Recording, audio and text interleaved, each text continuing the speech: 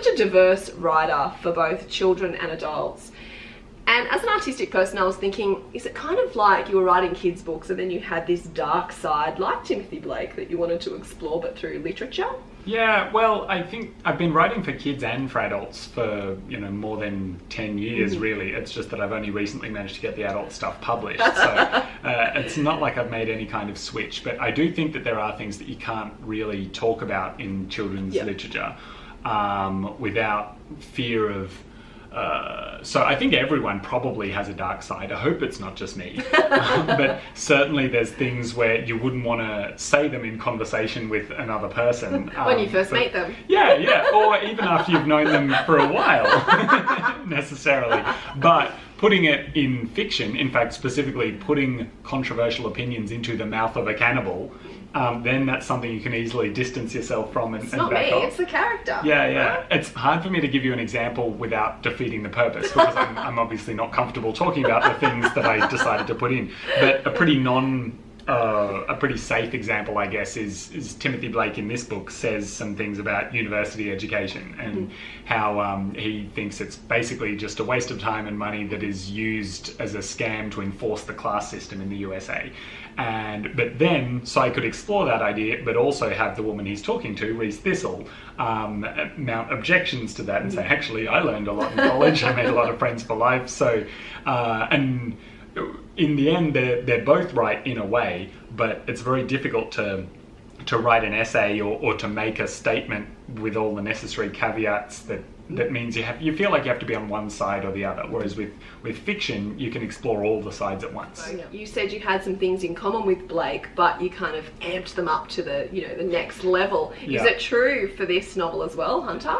Oh, I should have listened to the last episode that we did to try to remember what... Yeah, Blake is fairly autobiographical, just in the sense that I think most people wish they were a little bit different to what they are like. So I guess... everyone has flaws, but some of us are aware of our own flaws but don't have the willpower to fix them. And so Blake is that amped up to the nth degree. But in particular, so the choice of a cannibal for the main character, that's an exaggeration of what a lot of people have with their diet, I think.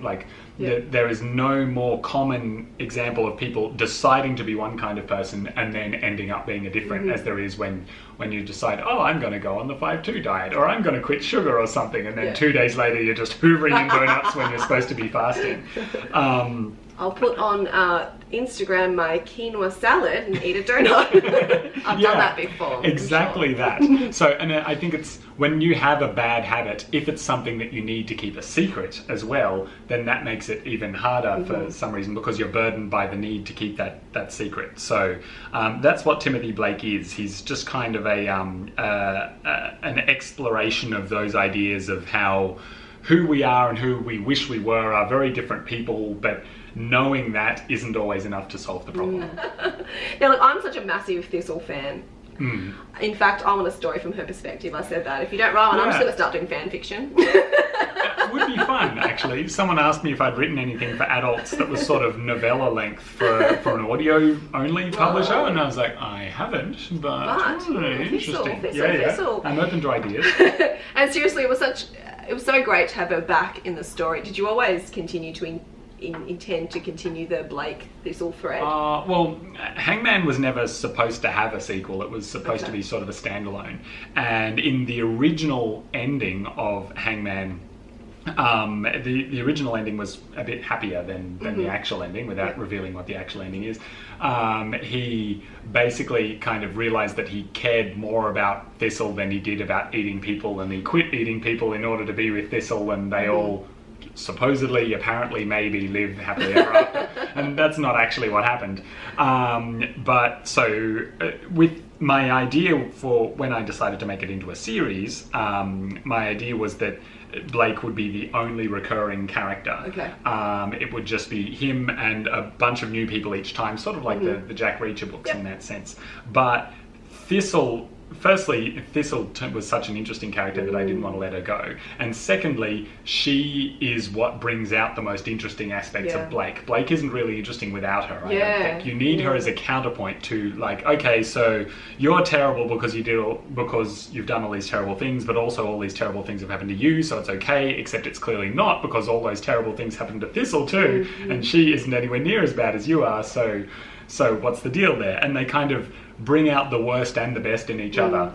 I think he's still interesting. I just think it gives him so much greater depth because you see that other side of him, that I guess more tender side. Yeah, I suppose so. So I can't imagine writing a Blake book without Thistle making an appearance. Well, if you don't write them getting married and Blake doing the catering, that's when my fan fiction's coming in. I don't think he'd be a very good caterer. I mean, he's not Hannibal Lecter. He's not a foodie. He's just an animal, basically. That's so interesting. I think there's something special about someone knowing you from childhood to adulthood. Do you think that's important for them as well? I think, yes, definitely.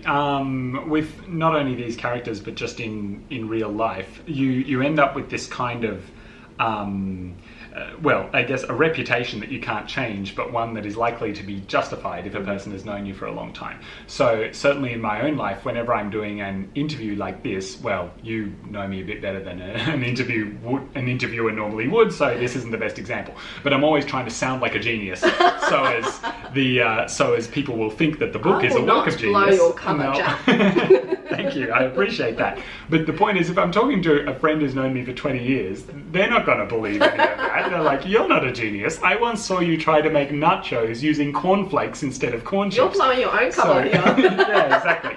But also, there's that thing where if a total stranger sees you on your worst ever day doing something terrible, then they are going to outright assume that you're a monster. Whereas someone who's known you for 20 or 30 or 40 years sees you do something terrible, they go, oh, something terrible must have happened to Jack. Just imagine him doing that or saying that or whatever. Or all the good parts that they're seeing kind of counteracts that bad day. Exactly, yeah. So with Blake and Thistle, basically everyone who knows Blake as an adult, they don't all know that he's a cannibal. In fact, very, very few of them do.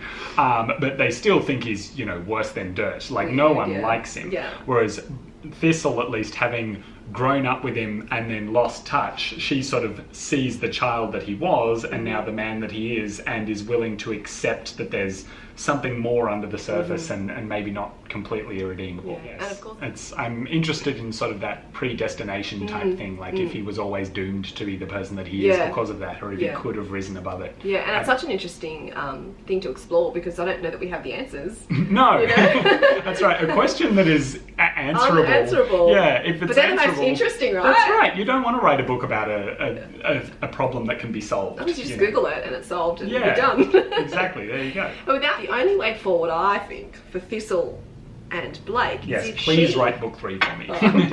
Well, just stick to fan fiction. I feel like Thistle needs to have some dark secret too. Does she have a dark secret? You're not going to tell me. I know that's okay. But before you begin, I feel like you foreshadowed it a little bit in Hunter when I think it was her ex-husband said she has a cold streak, you'll see. I was like, oh, are they both cannibals? Are they both going to be chowing down on criminals? Oh, that would be a great twist, except that I feel like it would probably ruin the premise of the idea might that... be a bit too over the top. Yeah, maybe, or rather, if she turns out to be, as monstrous as him... That's what I was thinking. Yeah, it might make them fit together better, but the ethical conundrum at the heart of the book about whether you are who you are because of whether you have free will or not, that would kind of destroy that for some. And do you think for someone like Blake, with his childhood trauma and who he's been mixed up with and his desire for cannibalism, do you think there's a way out for him? I've thought of a bunch of different ways that the story might end. Like if there's a sort of series arc. So you could have, option 1, he dies. Option 2, he ends up in jail. Option 3... The wedding. The wedding. The red wedding. Yeah, well, you could combine some of these, in fact. It would be a red wedding. So option 4 is he somehow manages to kick the addiction and lives happily ever after. Or she accepts the addiction. Something like that, and then they keep going, like Dexter season 2. Although if I remember correctly, that didn't work out well for Dexter. No. So I don't know if there's a a way out for him, but I do know that the reader is unlikely to. Part of the trick of this series is, you know, manipulating the reader into feeling sympathetic towards this monstrous person. And I think a big part of that is the fact that he doesn't get away with it. So if either Hangman or Hunter had a happy ending, I think people wouldn't be talking to me so much about how much they love the character of Blake. I think they would find him a bit harder to forgive if he managed to find a way out. So. Yeah, because I found it really odd always kind of being on his side, you know, going, oh, come on, Blake, you know, find a way out or find love or whatever it was. And, you know, he commits some of the worst crimes you could possibly imagine. And like we said, it's obviously your intention for him to be an empathetic, likeable character. You want that for the, you know, the main character of your book. Yeah. Was it a difficult balance for you, and how did you manage to pull that off? Yeah, it's like a constant tightrope, and I think the trick is just showing it to lots of other readers along the way in the early stages, and a variety of them, and listening to what they say about, oh, I feel like you've gone a bit too far here, or this part, would he really do that kind of thing. So I always try to push too far and then rein it back, because that's easier than not pushing far enough. And I was thinking with Blake as well, like for him, cannibalism, it's almost not a choice, is it? It feels like a compulsion or an intrusive thought. Yeah. And I think that helps him become morally ambiguous as well. I think so. I don't know to what extent we have choices really, and how much is just determined by our circumstances and our biology, but you would have heard the expression that everyone has a price. You know, there's something you would, for whatever thing you don't want to do or wouldn't normally do, someone could offer you a given amount of money and you do it. I don't think everyone has a price. I think everyone has a currency.